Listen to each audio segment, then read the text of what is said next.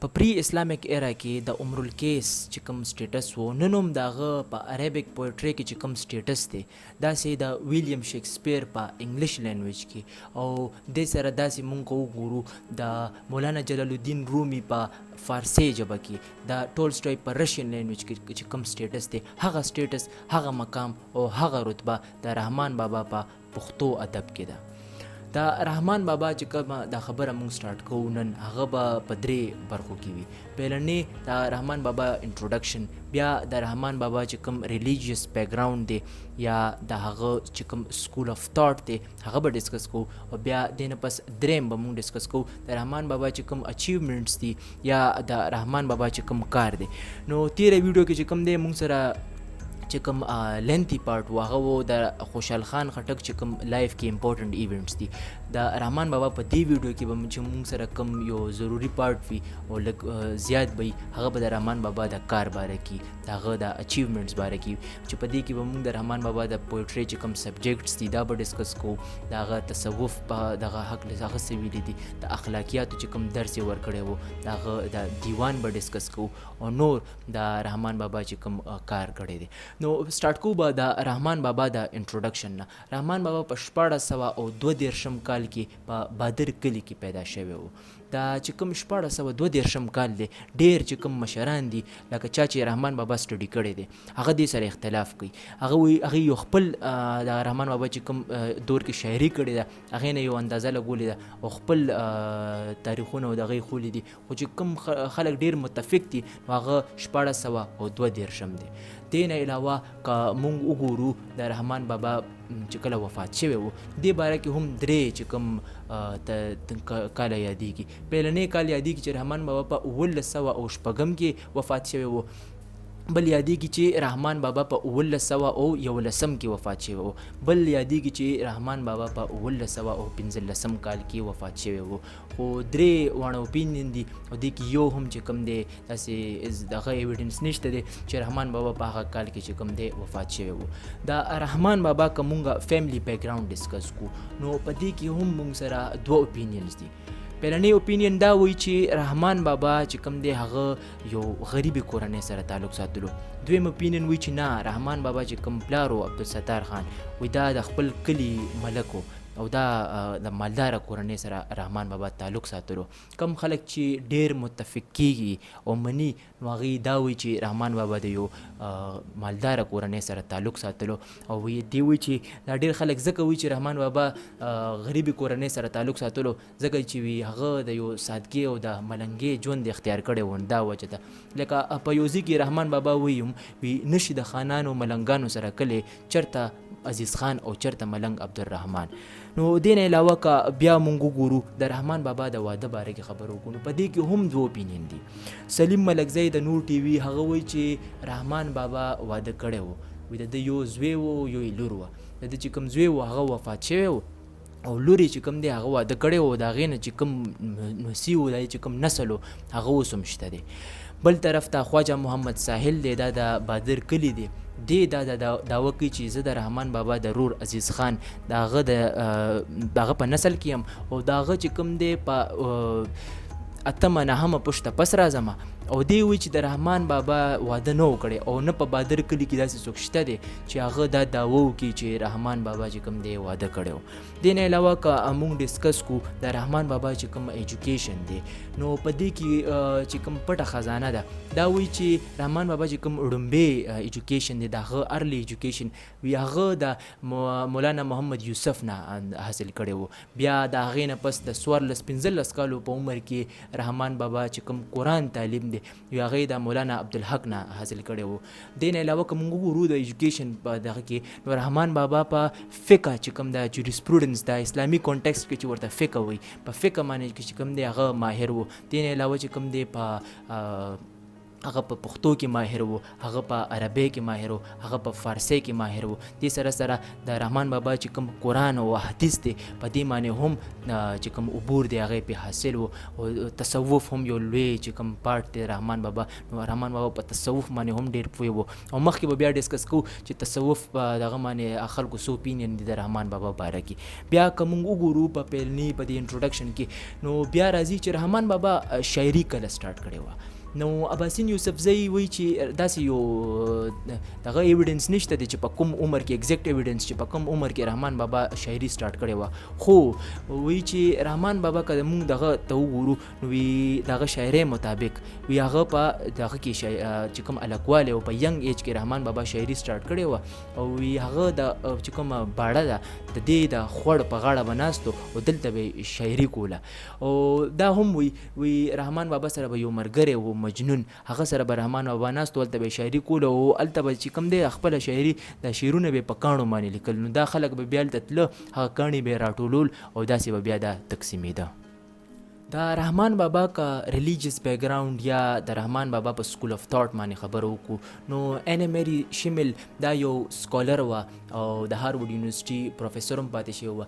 دې په اسلام او په صوفیزم باندې چې کوم دی لیکل کړي دي، په دې باندې کار کړی دی. د دې مطابق رحمان بابا چې کوم دی هغه چشتي اورډر چې کوم دی هغې سره یې تعلق ساتلو. بل طرف ته صابر وایي چې نه، رحمان بابا چشتي نه، هغه نقشبندي و.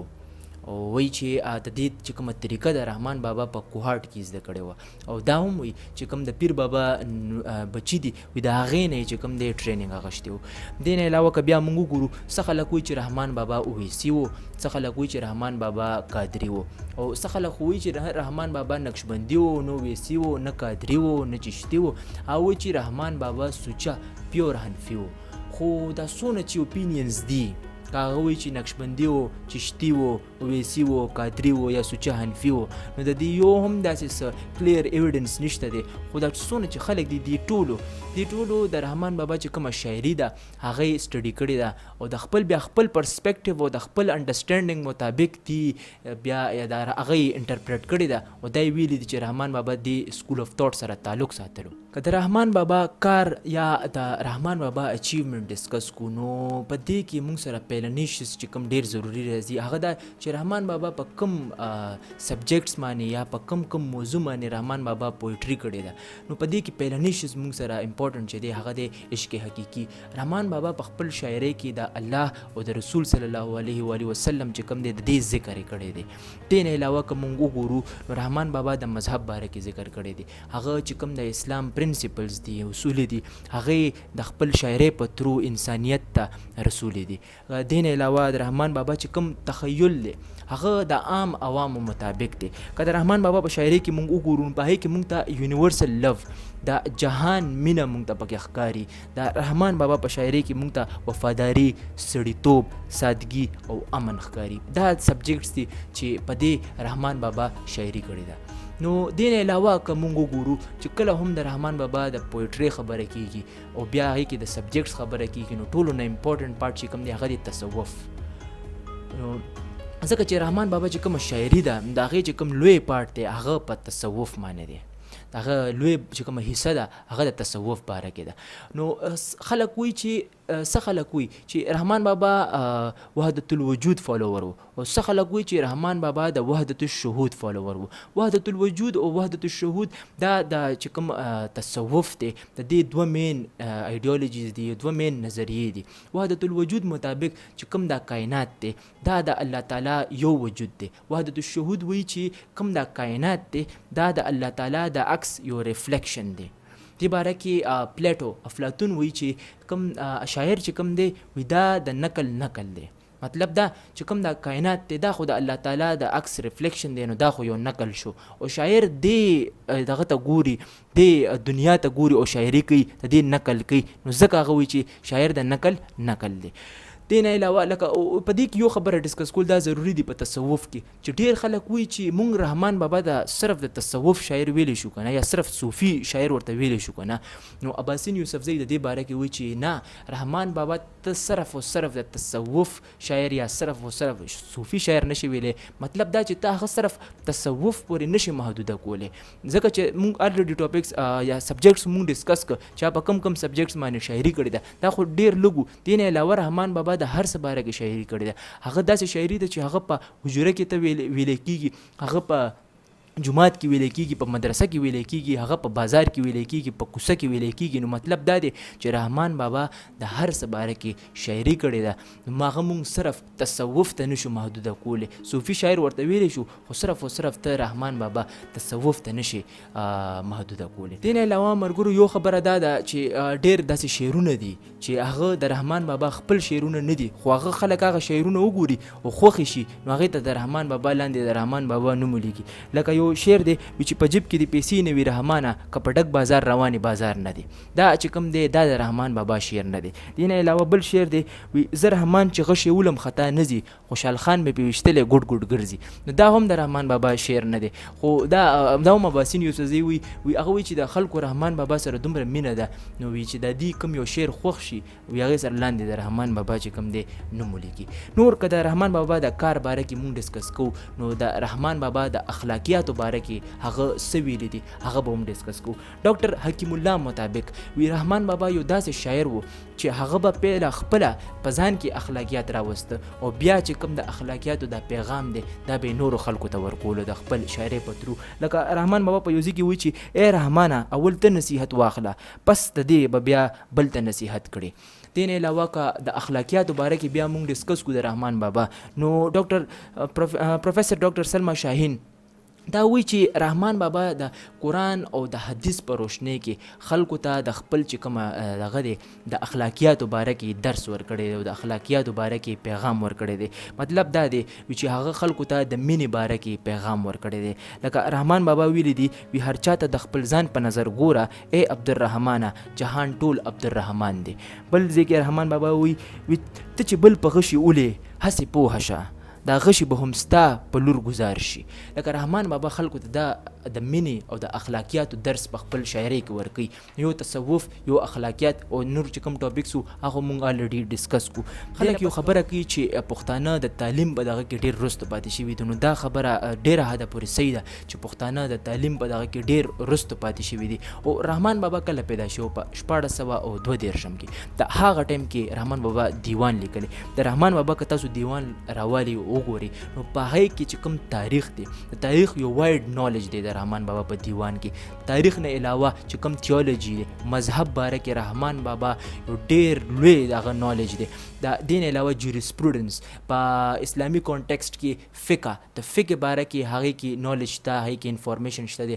دې نه علاوه چې کومه تصوف دی په دې باندې رحمان بابا چې کوم دی رحمان بابا دیوان د دې باره کې دی دغه ډېره حصه چې کوم دی د تصوف باره کې ده. د رحمان بابا چې کوم دیوان دی دا په مختلف ژبو کې دی لکه په فارسي کې په عربي کې او په پښتو کې د دیوان په 26 ژبو کې ترانسلیټ شوی دی. د دې څه کاپیانې چې کوم دی 10 کاپیانې د پېښور په پښتو اکیډمۍ کې دي داسې 4 چې کوم دی په برټش لایبرري کې دي او 3 چې کوم دی د بیبلیوتیک نیشنل د پیرس چې کوم نیشنل لایبرري ده هغې په بیبلیوتیک نیشنل کې دي.